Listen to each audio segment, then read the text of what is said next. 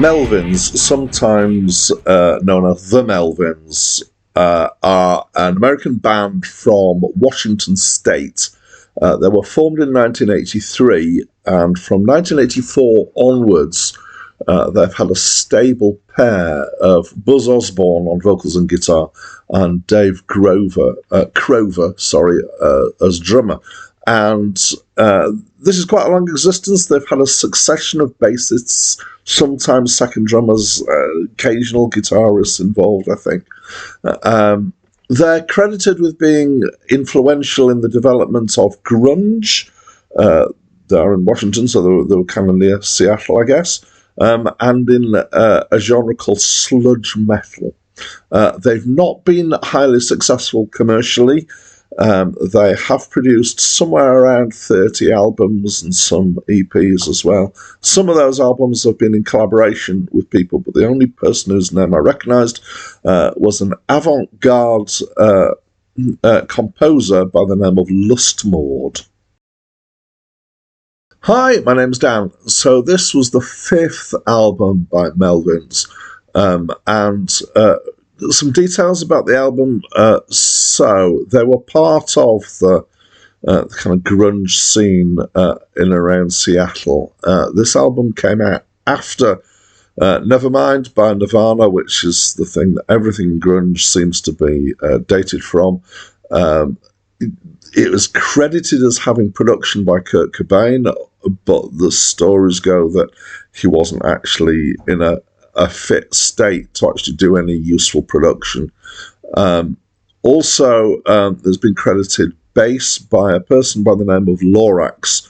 Now, Lorax is a working name for Laurie Black, who bizarrely is the daughter of Shirley Temple, and I can't think of two things more diverse than Melvins and Shirley Temple.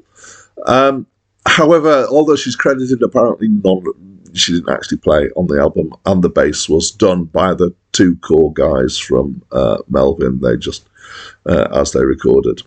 Melvins. So I would describe this as, so it's very heavy. It's often slow and ponderous. So on my first listen through, I thought, actually, in some ways, this reminds me of Black Sabbath. Way back from the early 70s, and they produced the sound that was known as doom metal. And I felt quite vindicated as I read about other people's opinions of this album. Black Sabbath and doom metal have been mentioned several times in that. So this is good. It means that I feel like I know something, which is occasionally unusual.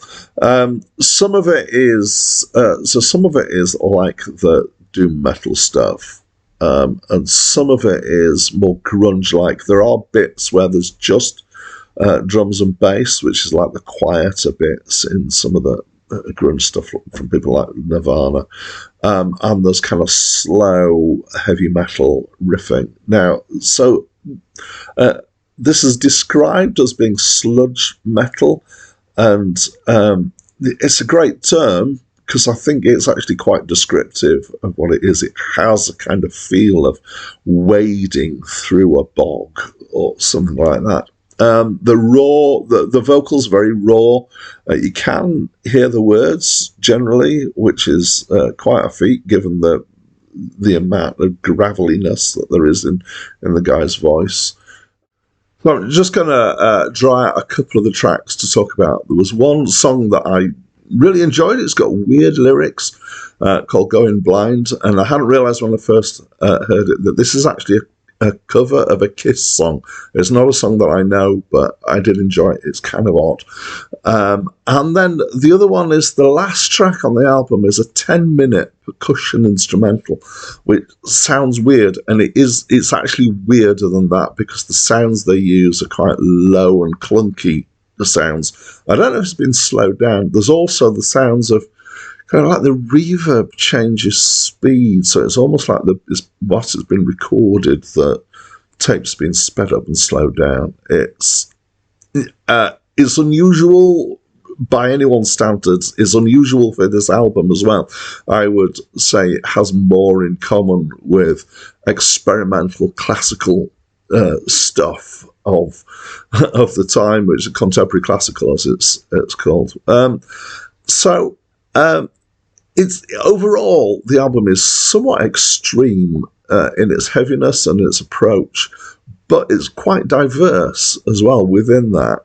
And I actually enjoyed it quite a bit. I think it's probably somewhat specialist listening, and to some extent, I can't work out why I enjoyed it and why it was I enjoyed it as much as I did, but I did. I think it was the inventiveness, and I think that when it's slow and sludgy, it's not just slow and sludgy that made it work well, which is no mean trick to actually pull off that slow, and make it sound good and engaging. So, I liked it. What do you think? Please talk to me through the comments box. That's it from me for now.